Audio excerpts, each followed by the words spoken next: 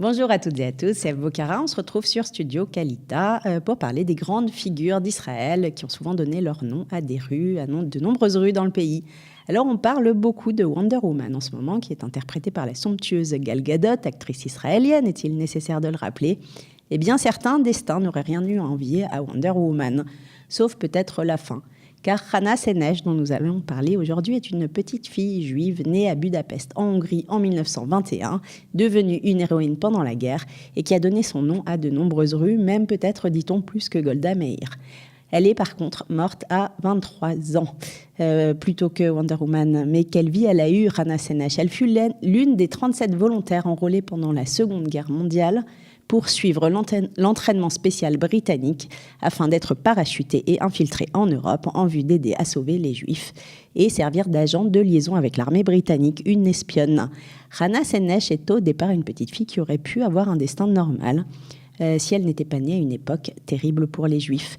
Son père, Bella, est journaliste et auteur dramatique connu. Sa mère s'appelle Catherine et son frère, Georges, la petite Hana a 6 ans lorsque son père meurt.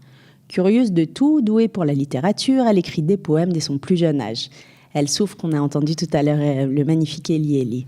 Elle souffre aussi très jeune de l'antisémitisme puisqu'elle est scolarisée dans une école non juive, une école privée protestante.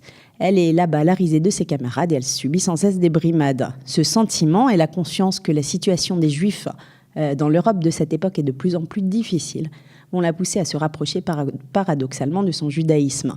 En 1938, alors qu'elle a 17 ans, elle décide, dès ses études au lycée terminées, de partir s'installer en terre d'Israël. Toutes mes pensées en ce moment vont vers la Palestine. Tout ce qui touche à elle m'intéresse et tout le reste est devenu pour moi secondaire, écrit-elle dans son journal intime à cette époque. Journal intime qui sera d'ailleurs publié après sa mort. Hana Senesh obtient son diplôme en 1939 et réalise alors sa promesse de partir en Palestine britannique. Enjouée, dynamique, toujours heureuse, elle marque les esprits où qu'elle passe. Elle veut travailler la terre et c'est pour ça qu'elle s'installe à Nahalal où elle reste 2 ans et où elle étudie à l'école d'agriculture. Elle continue à écrire des poèmes et un spectacle en hébreu. Puis elle se joint aux membres de la Haganah.